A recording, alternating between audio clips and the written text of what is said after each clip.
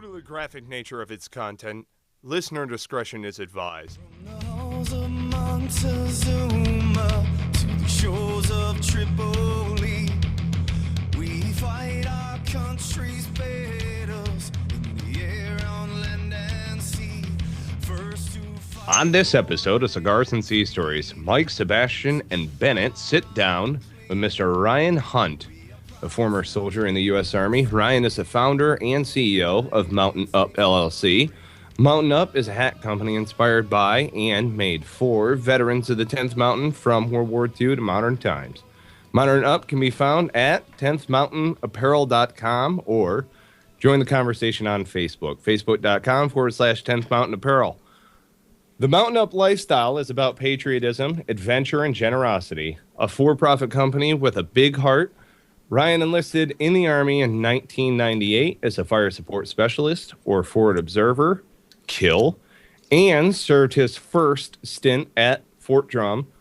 Sergeant Hunt left the Army in 2001. After 9/11, he joined ROTC at his college and later returned to the 10th Mountain.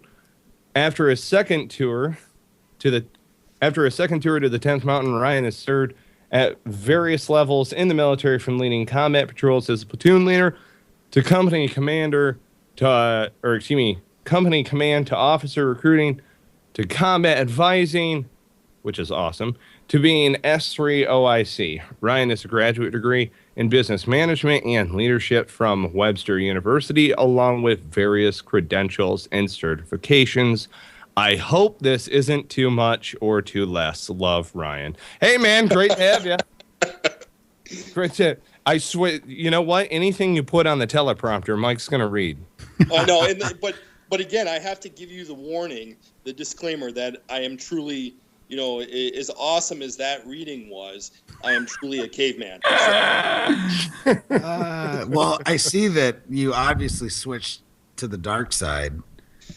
I did. Senior officer, man, there you. I did, and it was by accident. And this, I didn't mean it. It happens like this. So Sergeant Hunt, I said, "Hey, peace out. I'm out." It was April of 2001, and I got to college, and one of my first days of class happened to be September 11th. Oh man, yeah. And so I had always had the calling, to be in the military. And I thought my first enlistment prior to 9/11, we deployed to Bosnia. I thought that was the big thing. That was the big show, the Super Bowl, so to speak. Very naive thinking. But after 9/11, it was a calling. Now, who did you deploy to Bosnia with? With the 10th Mountain. I know, but so was I. So that's why I'm asking specifically. I was part of S46, or Stabilization Force 6, as you might know it, from 1998 to 2000. Yeah, I know. I was there too. I was on McGovern at the exact same time. So what I'm saying is, what unit? I was with Alpha 287. Okay, you were so you were 287. I was with 215. Okay. Which was down in I think we had this discussion before, but I was down in Camp Tuzla. Is part of. Yeah, so you were. You were in Tuzla. I was at McGovern. Yeah. So but we both got an opportunity. I'm sure you got the same opportunity as I did to go up to beautiful Budapest. Oh yeah, baby. That was great limo right there. Yes, that was a fun-filled 2 or 3 days, and I don't think I slept any of those days. Did you stay in the thermal? The thermal. The thermal hotel, the hotel called the thermal. It may have been. I'm gonna. You don't remember though. I don't remember too much. It's a blur, just a fucking blur at this point. Awesome sauce. I want to go hang out in Budapest. Yeah, man, that's no joke. That shit was the bomb. They didn't actually call it Budapest. It was called Booty Fest, and there was. Hell yeah. Hell yes. You mean Fleet Week? All right, I got it.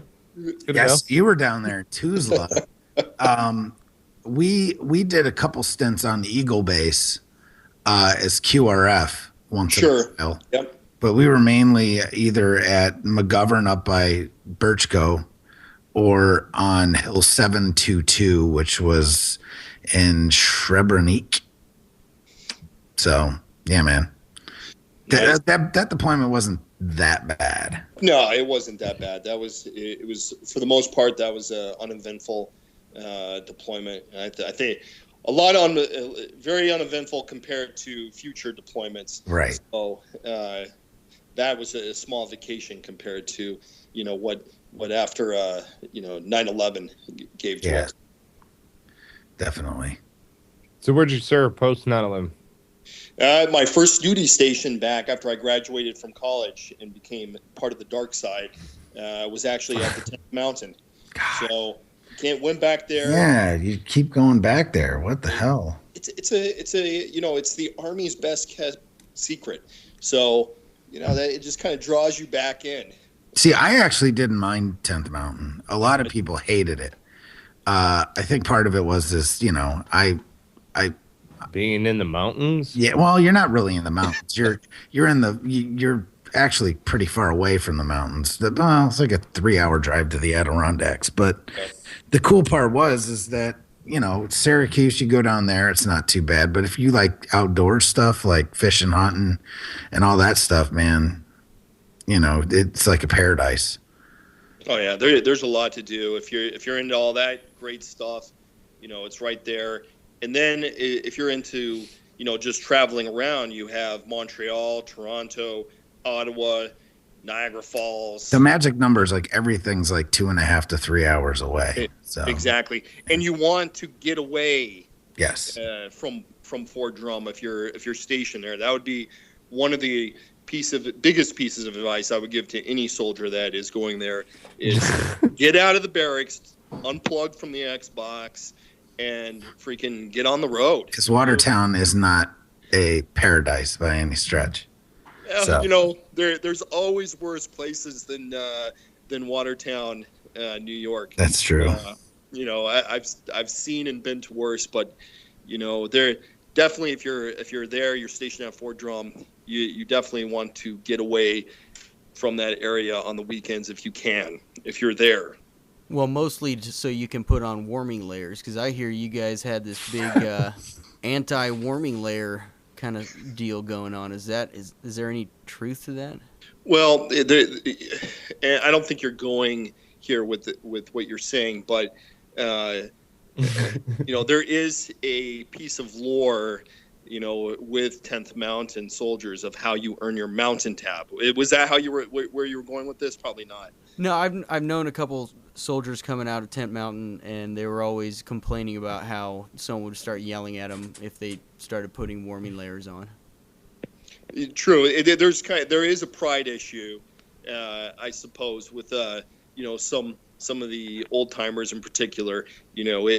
Who can go out there into the snow and wear, for example, back in the old days when we had the summer BDUs, in the middle of negative 20 degrees, opposed to putting on full Gore-Tex, so maybe that's part of it. People's trying to be hard. Exactly. It's part of it's a culture.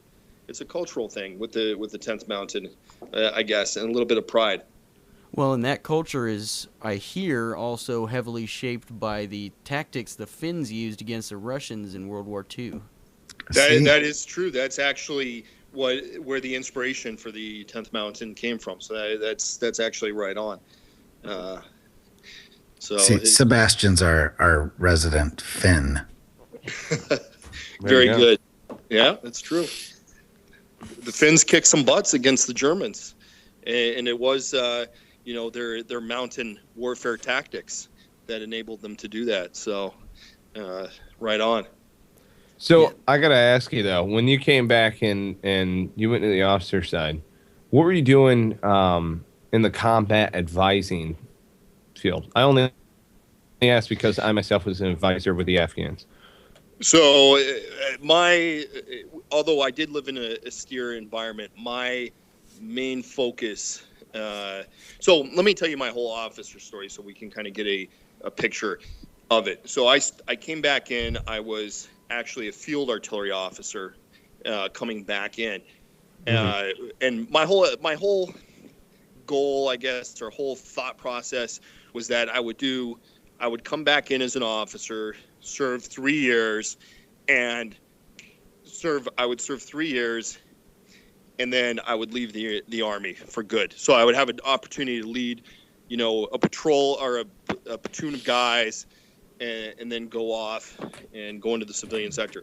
Anyways, long ramble there, but basically I did 2 years in the artillery, and then I did a branch detail where I transferred over to the logistics side of the house. So when I went on this is getting to the point, or answering the question, I served as a logistic advisor to the Iraqi army at the Iraqi division level as they were building up a division. Okay. I just wanted to know why everything was so fucked up. All right, thank you. Yeah, I know. I think actually it's my fault. So, Just right on. No, that's great. Where were you? I'm sorry. Where were you out of in Iraq when you were doing the logistics side? okay, so my first deployment, I was in Southwest Baghdad by Abu Ghraib. Yeah. And when I was advising Iraqi, it was right dead center in the middle of Baghdad, co-located, living with the Iraqis. I mean, I guess that's pretty obvious as you're doing the combat advisor thing. Right. Yeah. Well, so what were some of the hurdles you had to get over, in leadership? Obviously, they would only deal with lieutenants. They had that little stick up their ass trying to posture and everything. But did you have any rough edges to smooth out with them before everything would go well? Yeah, definitely. And I can say now that a lot of that was probably my fault. But being an NCO, coming back on as a second lieutenant, I did have a bit of arrogance about me, a little bit different than just the standard gold bar. At least I knew how to do land nav, but right. I love it. But yes, I did. And the thing was, I came back to the same division that I had been to when I was enlisted, when I was an NCO, and a lot of the guys had transferred from one field artillery battalion over to the one that I was actually serving in as an officer. So I knew a lot of people. And so there was definitely a dynamic there where I was very comfortable from day number one, and I understood how the division operated, how the unit operated for the most part, but yet I was not there during the initial, push into Afghanistan or into Iraq. I was in college. So when I came back, there were, lieutenants and the battery commander, for example, they were seasoned veterans. And here I was with my little trip to Bosnia, my little summer vacation, 6-month trip to Bosnia. So, right. That was a little, I had to get used to that. And there was definitely some other friction points with it when dealing with the roles between officers and NCOs, there's definitely, you have to give NCOs the ability to manage their soldiers, to take care of their soldiers. But at the same time, even on the officer side, you want to take care of soldiers too. So there's definitely a fine line there. Right. Sure. Yeah. Well, and it's got to be hard also. I've seen this from a lot of NCOs who crossed over into the officer corps. Because when I was in Quantico training officers going through the basic school, you'd catch a Mustang or two who'd come up and shoot the shit with you. And, of course, it's a completely different conversation. Sure. And you could see that it was like, oh, dude, I really want to go out drinking with you tonight, but I just can't do that. Like, There's this thing called fraternization that just you can't right. really go through that. Sure. Yeah, there's definitely that as well. It was funny too because very short little sea story, right? One of my boots on the second tour, Haskell. Okay, this dude joined the Corps a little bit later on in life and definitely was old enough to be my English teacher when I went through high school. Like, he could have been my high school English teacher. And so here I am as a vehicle commander. I'm 20 years old. leading this dude through. I mean, for Christ's sake, at a Warrior dinner, he got me free beer because, he's like 32. Anyway, so later on, I'm walking the line doing snap-in, campaign cover, blah, blah, blah, whatever, watching all of these, young lieutenants and stuff. And I look down and I see Haskell and I completely break bearing and go like high and right, on the professional scale. I'm like, Haskell, the fuck are you doing here, you goddamn boot? And just like an ass in front of all these people. And yet the lieutenants thought it was the greatest thing in the world. And so Haskell pops up. He's like, what's up, Sergeant Penny? And we're hanging out, smoking and joking or whatever.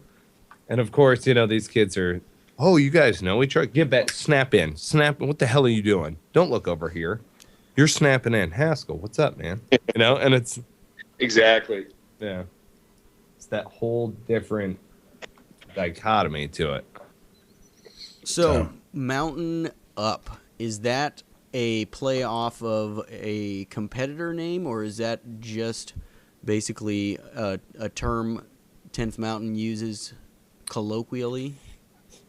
And I know where you're going with that when you say that. No, actually, before I even realized that one of my competitors, I wouldn't even say I would say, because I'm a newbie really in this field, that my competitor that might have a similar name to that, is definitely they're in a different league than I am.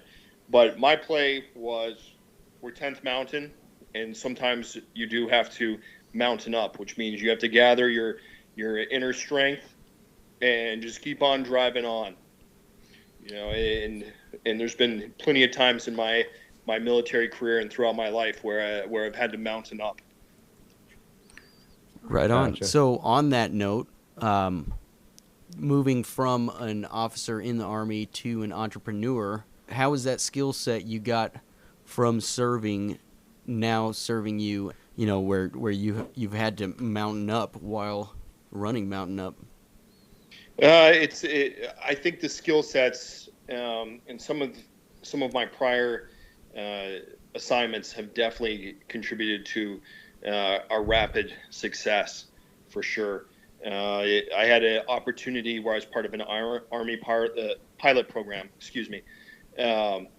doing green to gold recruiting, officer recruiting, and during that assignment, really focused on, well, obviously recruiting, but marketing strategies.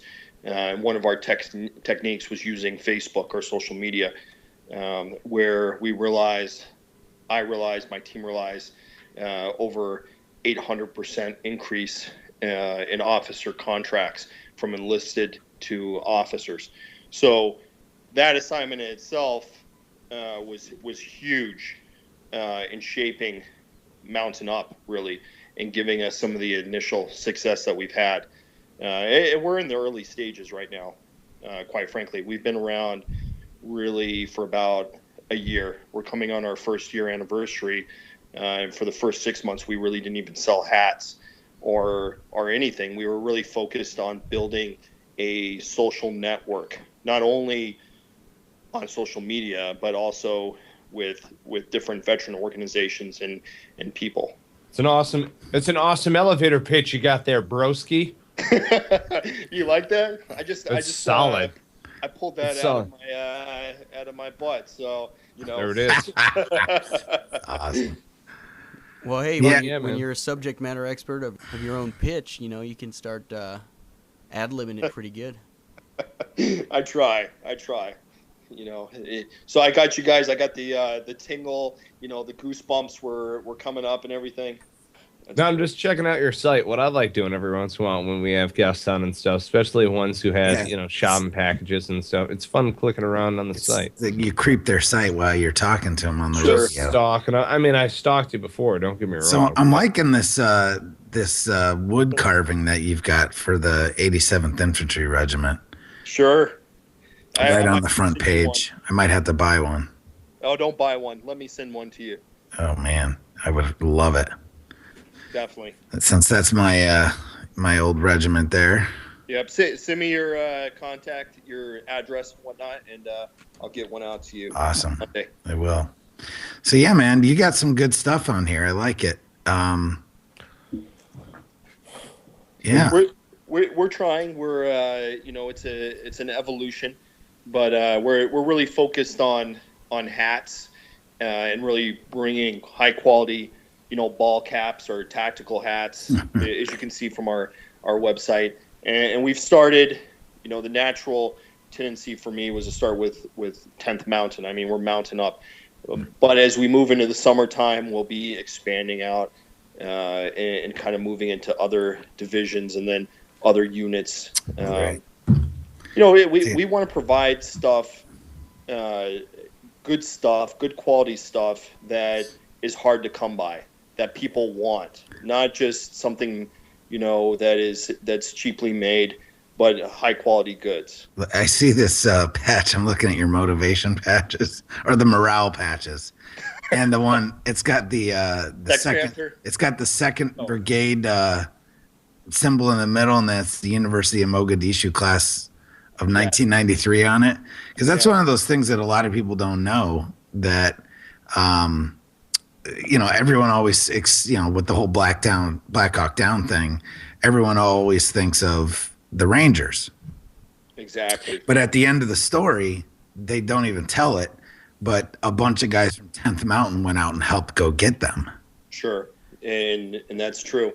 And they actually had KIAs as well. Yes, so, but that's part of the story that's never told. Exactly. And every October, I know up there at Fort Drum, they usually have, they do the Mogadishu mile. The Mogadishu mile run. I remember doing that all 6 years that I was there. Yeah, exactly.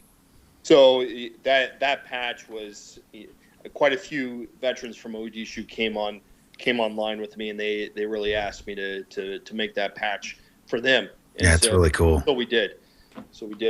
Yeah, maybe we should figure out a way to tell that part of the story. Who knows? But anyway, it's a long time ago. And there's a lot of them out there, though. There's a lot of 10th Mountain Somali vets that are floating around, and I know that they definitely want to tell their story and get it out there. Yeah. Definitely. They deserve to. Yeah, absolutely. Because it's just overshadowed by all that. I mean, not to say that, like the guys from, Delta and the Rangers didn't have their shit, just they were in it. But there's more to the story that like there always is, basically. So of course. But anyway. I gotta say, this picture of you on the About Us section, rocking that pink bike like a champ. I mean, you're all safetied up. Thank God. That'll be the featured image. I mean, that's definitely use We're that. Definitely pulling it off your website and using it as the featured image. That is your brand. Yes. Yes, it is actually. Is anal retentive as I might be sometimes, and focus. There's times where you definitely have to loosen up, and just say, what the fuck, and right. wear a pony helmet, That's it, baby. Ride a pink girl's bike. I mean, that's the way to do it. Why not? Be honest with me. You wearing ladies' underpants when you took this? Come on. Yeah, actually. Did you go full saddle on that one? Yeah. No.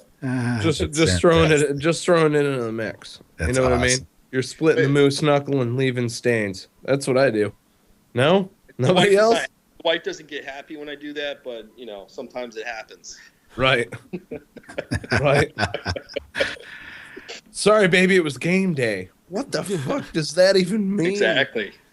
What is it? Right. Oh man. Right. I love it. Don't worry about it. So Folks. So as all right, so obviously transitioning. When did you get out, or are you still affiliated? Well, let me go back to the elevator speech. So, Right. So Mountain Up right now it's obviously founded and it's operated by a mixture of active duty and veterans current of the 10th Mountain. So some of us are affiliated still, are active duty, and then some of us are already out. Copy. If that makes any sense. It does. That was a little cryptic, but I yes, hear you. I'm still affiliated. We'll just put it that way. Okay. Well, and if folks check out 10thmountainapparel.com, on 10thmountainapparel.com, and that's 10th mountainapparel.com, 10thapparel.com. You guys can check that out on the About Us section also. Like, you can check out the different imagery and stuff like that. You got some cool photos on here. So yeah, I appreciate that. And definitely check out our Facebook there, Facebook and then / 10th Mountain Apparel. And you can see a lot more of the pictures. Actually, what has resulted from Mountain Up is a lot of people have actually been sending us photos of the adventures, as I put it, of their hats. Oh, wow. That's cool. These hats are, on a very small scale.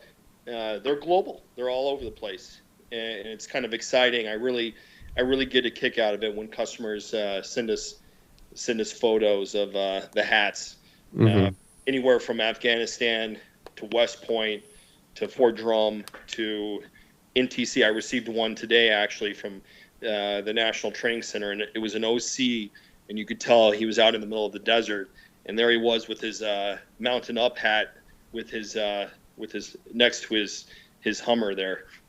That's awesome. nice. An OC. God, I haven't heard that in a while. Because we talk so much Marine Corps. In the Army, the main two places where they do battle workups are at Fort Polk at JRTC, and then at NTC, which you guys, it's out by where you guys lived in the desert there, in California. But buddy. yeah, buddy. We used to drive out there. Did we used you? to drive. Yeah, we used to drive out to Fort Irwin to get our. That's right. To get our Humvee license. Yay! Oh my God, ridiculousness. You know how that is. It's in hours. It's not in mileage. Right. So hours. so it doesn't matter how fucking, matter of fact, longer the better, gents. It's gonna be great. This will be fun. Like literally, dude, you pull into Fort Irwin, wave high, and then like flip a bitch and drive back. Right. And you brought. What you want to do. That's what you want to do.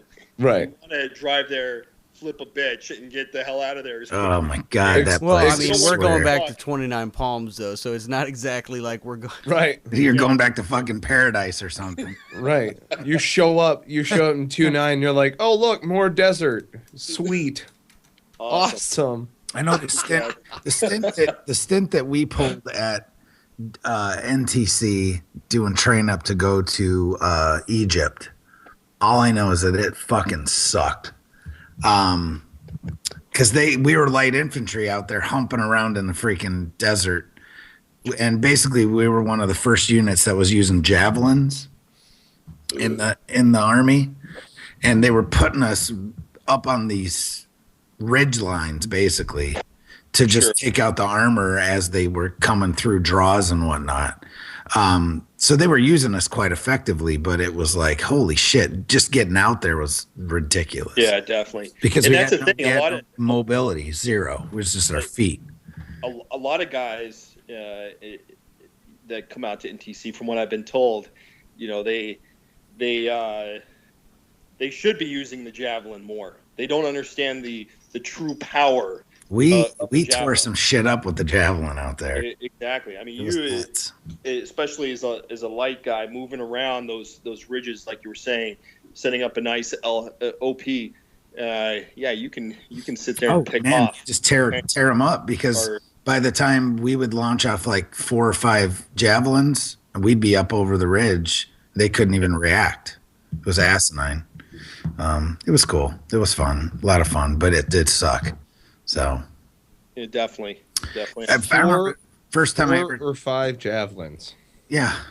$360,000 to $450,000 worth of ammunition. Well, it wasn't real. I mean, and then you run over a hill. Yeah, it was simulated. Right. No, I got you. Still, but either way, I mean, I hear what you're saying. I'm trying to put it into combat terms. That's what I mean here. no, because I don't know, man. Army's got a big budget, brother. Right. So I remember the first time I ever saw a javelin fired. I like kicked the guy, and I'm like, "You're a fucking dumbass, dude. You missed." Not realizing what kind of weapon system it was and how it actually worked. And that it would fly up, and you're like, "Oh, you're a dumbass, dude. What an idiot." Even the guy shooting it was like, "What, man? I missed." And then all of a sudden, the tank out in the freaking middle of the firing range just fucking, I mean, explodes. You're like, and we're all like, "Fuck yeah, that shit was awesome. Shoot another one. Shoot another one." Yeah, it was fun. Dude. Awesome. Fuck yes. The fucking clue, which is the sighting thing for it, is like one of the baddest ass fucking things ever. So what we would do is sit up again, we'd be up on these ridge lines, and we would just be watching the freaking desert with the freaking clue all damn night, you know, because anything that moved out there, we could see it with that. Yeah. That shit was the bomb. Yeah, the 11th ACR, they always love when the RTU uses the javelin. Mm-hmm. You know? Yeah, that shit was. Dude. Oh God, it's There's a lot. So much fun. Because before that, it was what we're rolling with like dragons and freaking, AT4s. It's like seriously, it's like what a leap in technology to the javelin.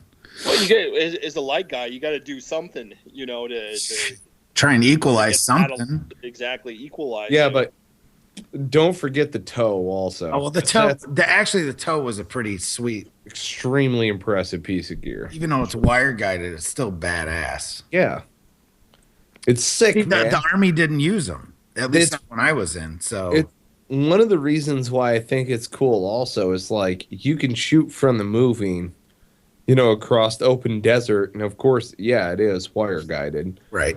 But like you're blowing some shit up, man. The craziest thing is watching an Apache, or not an Apache, a Cobra, back when they had toes on the Cobras, is watching a freaking Cobra fire off a toe and just the wires coming out of it too. That shit was nuts. Like, what the fuck? So anyway. Blow shit up, man. Blow shit up. It's always blow fun. shit up, exactly. It's always fun to blow shit up. Yeah, so it's a far cry from my recon days, going from recon to grunt infantry. It was a damn culture shock. It was like, holy fuck, but it was fun. I mean, it was still fun because we still got to blow a lot of shit up. And going from the Marine Corps to the Army, that was one of the things, like, you're in shock because you're like, what, you mean we get to use real bullets when we train? Shit like that. Not running around. Oh my God. Jam. Fucking budget cuts. So exactly. That shit was fun.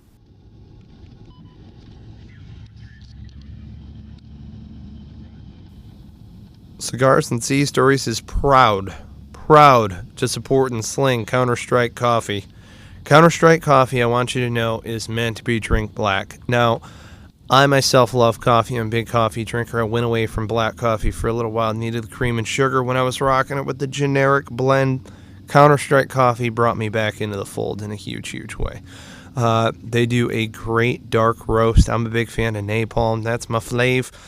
Smooth operator is good, though. It can go with cakes and pies, and I got a bit of a sweet tooth. I know a couple of us do, And then also Firewatch.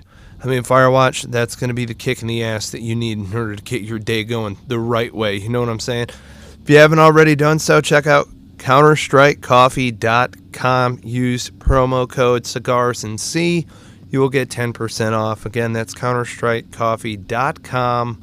Use promo code Cigars and Sea to get yourself 10% off.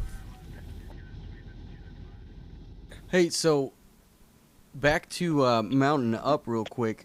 What has been your experience with dealing with other veteran groups or adjacent units out there that are also in similar or different spaces of yours? In the clothing genre.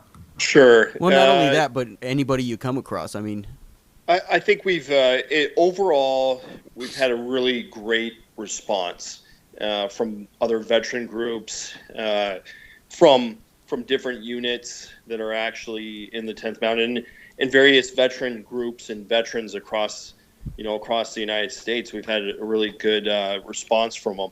In terms of adjacent units, without talking about all our competitors and whatnot, this is definitely a hard market to break into.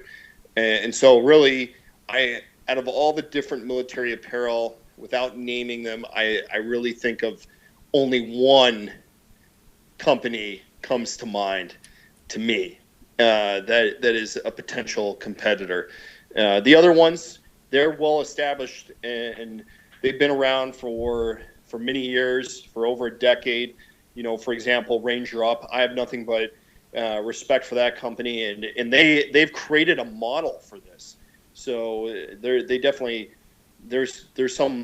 a company to be looked at.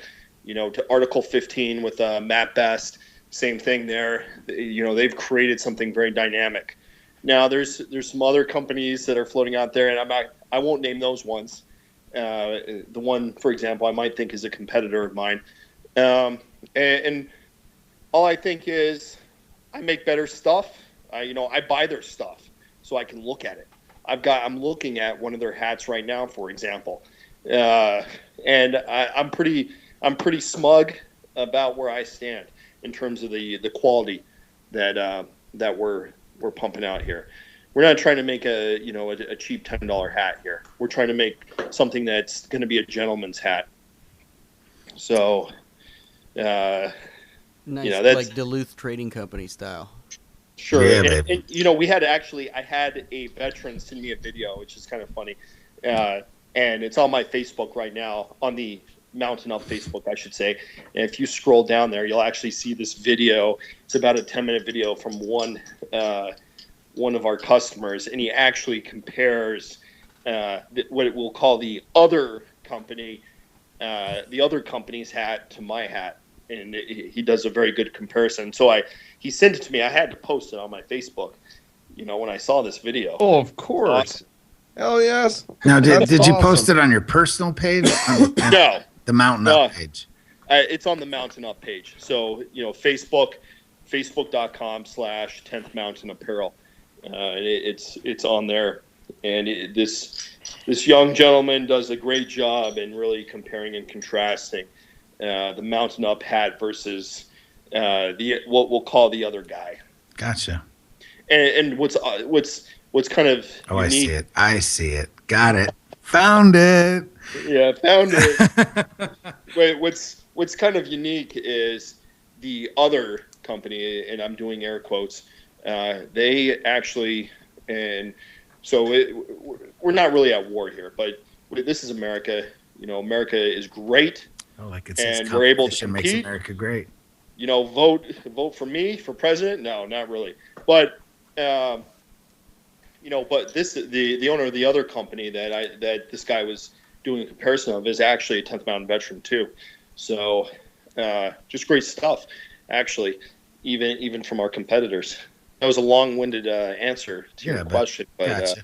That's it. Go watch the video and see the comparison. Right. So what is this? I'm looking again. What is Strongest Warrior? You show proud sponsor of. Sure. So Strongest Warrior competition is held annually. You can find out more information by going to strongestwarriorcompetition.com. It's an annual competition held every June, typically at Watertown, New York, at Fort Drum. Oh no, I see. I know this place. Okay. I know Alex Duffy Fairgrounds. And all the money that they raise goes straight to the National Association of the 10th Mountain. That's awesome. Which Mountain Up is a very proud corporate sponsor of the National Association of the 10th Mountain. And of course, I'm a lifetime member, so highly recommend joining that if you're a 10th Mountain veteran, joining the National Association of the 10th Mountain. They do some really great stuff for wounded warriors in the 10th Mountain. from the 10th Mountain Division. And they also provide scholarships and scholarship opportunities, not only to veterans, but wounded warriors, fallen warrior families, etc. So a great organization. Very proud to be a part, a small, very small part of the Strongest Warrior competition. And that's going to be held in Watertown for June this summer. And again, strongestwarriorcompetition.com. There's my sales pitch for that, since you brought it up. Yeah. Nice. No, I love it. I love seeing the collaboration, and the support that veterans give one another, because it really is. This is the next battlefield for us going into entrepreneurship, especially. It is, man. It's synergy, brother. It's synergy. Exactly. Synergy is key. It's like we always like to consider the people that we get on our show, and then other, organizations and companies that we do that we talk to and network with. We like to consider them as adjacent units versus like competition or whatever, because at the end of the day, we're all better off together than we are apart. We can do some great things, and we have enough other shit to worry about in this world as veterans and military folk to fight fight than to fighting amongst ourselves, which is. No, I agree. I totally agree with that. And you say that, so I've got to plug a couple more organizations that are just great adjacent units that are nonprofit but doing some great stuff in the veteran community. That the first one is armyweek.org. I don't know if you've heard of this organization. They're really focused on Army Week during the Army's birthday during June timeframe, and they do a lot of nonprofit work to educate veterans. Great organization. It's led by a great CEO, Chris Page.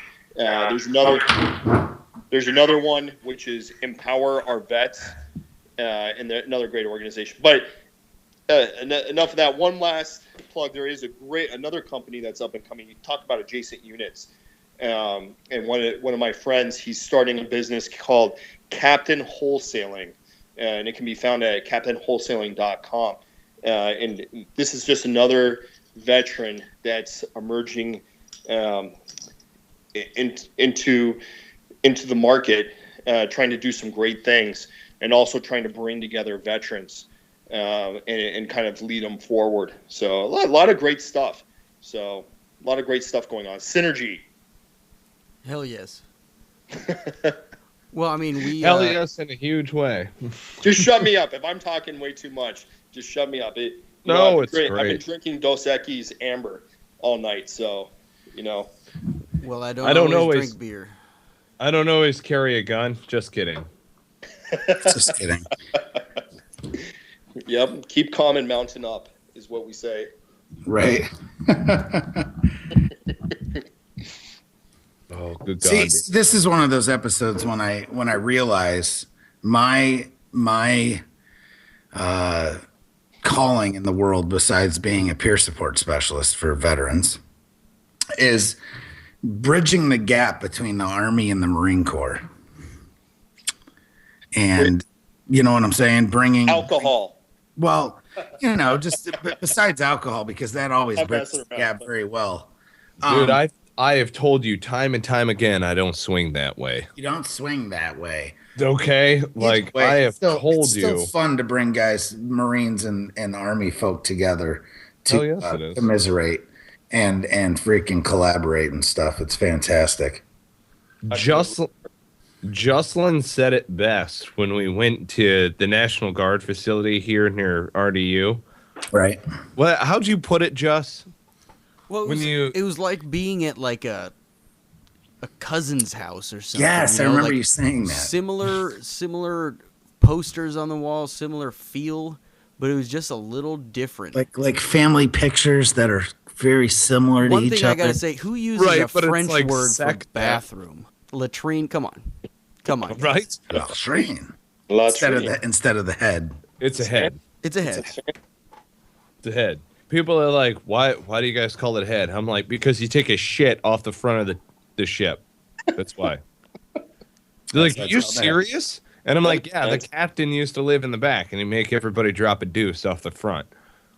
And they're like, holy fucking shit, dude. I'm like, yeah, you can. Well, see, as soon as you tell them that, they go, it makes perfect sense now. Exactly. I still have no idea what latrine means. It's just French for taking a dump. I don't know. Basically, yeah. Napoleon. It's What it is. Napoleon. It's his fault.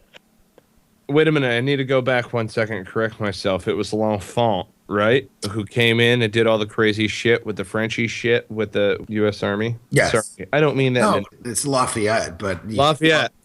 Yeah, there Lafayette. But anyway. Damn. Okay. So the one, I guess we kind of got to get wrapping this up, but the one thing we need to hear is a sea story or a Army sand story or something along those lines that you have prepared for us, possibly. I've not prepared one. However, over the years, I do have a few stories in the queue. So are we talking about a scan story in terms of deployment, or are we talking about some lore?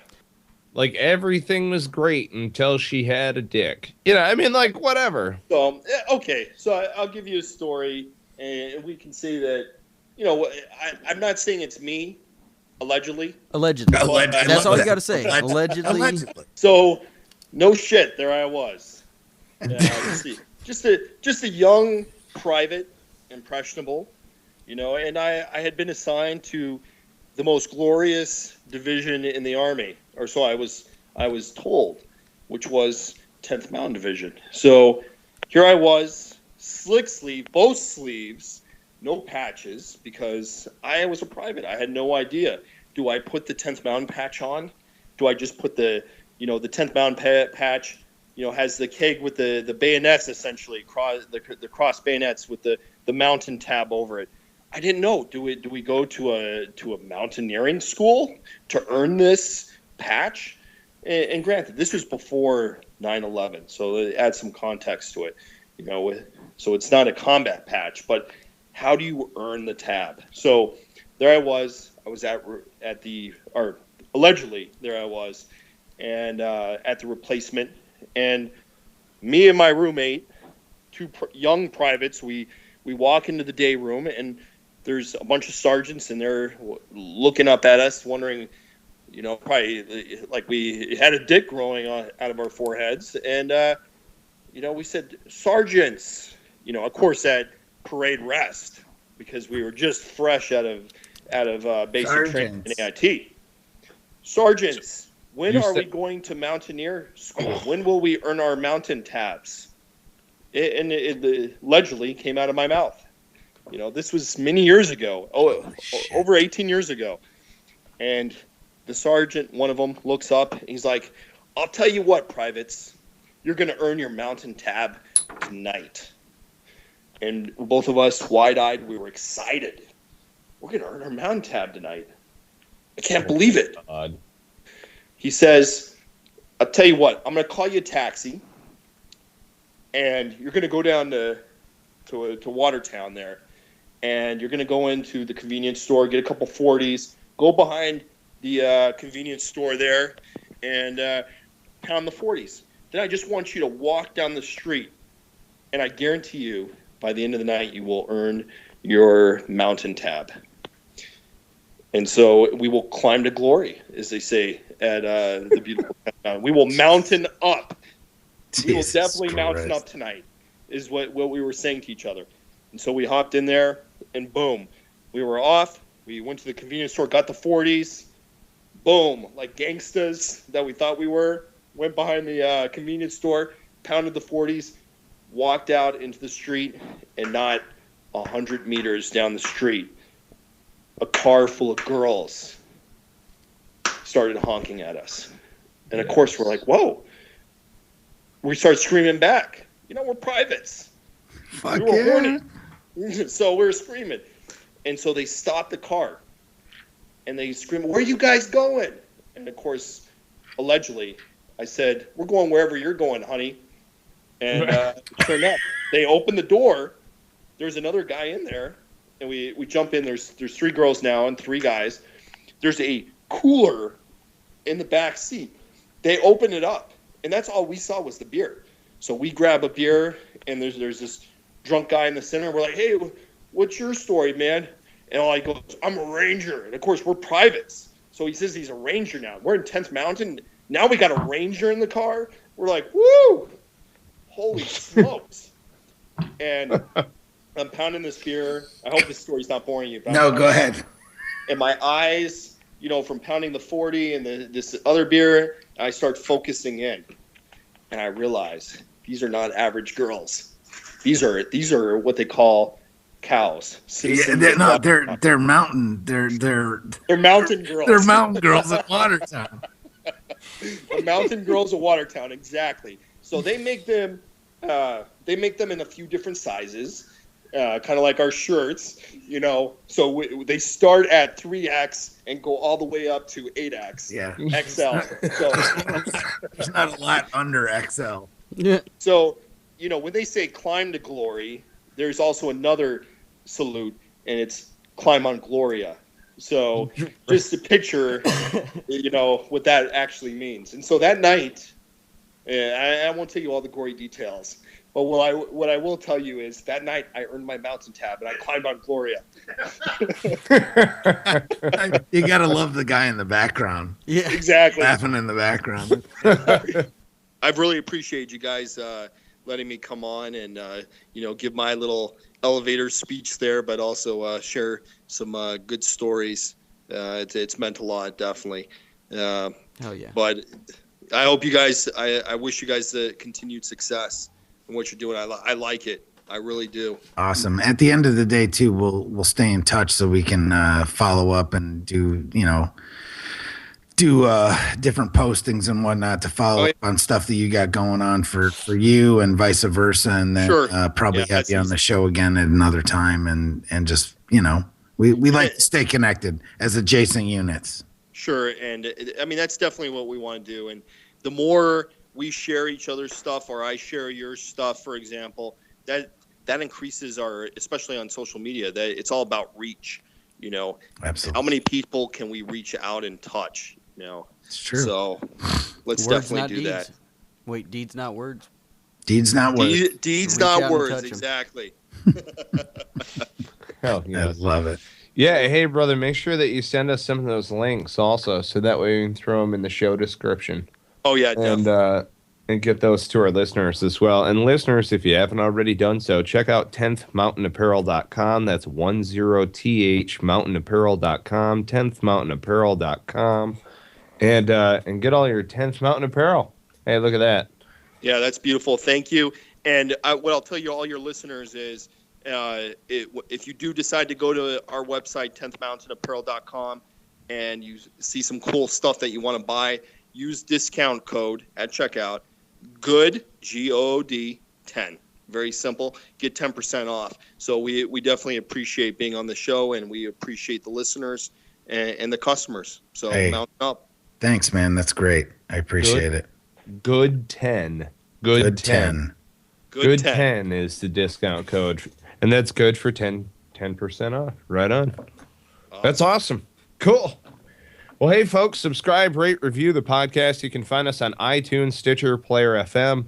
Thank you to our sponsors, especially veteranslist.us, where you can find trusted veteran-owned businesses. Also, check out Counter-Strike Coffee and get 10% off there using discount code Cigars and Sea. And First Data. If you're a veteran business owner and you would like to join First Data, they have rates as low as 1.2%, and you are not tied down to a merchant account. Get with us, and we'd love to sign you up. So, folks, if you have nothing else for this wonderful individual, we are going to sign off, and you should check out 10thmountainapparel.com. Jocelyn, Bennett, I love you guys. Ryan, thanks for joining us. Really, hey, thank you, brothers. I really Yes. appreciate it. And let's continue the friendship and climb to glory, as they say at the 10th Mountain. Yacht. Kill. Jocelyn. Shall I cue the music? You should totally cue the music. Cue the music. Sorry, guys. Bye.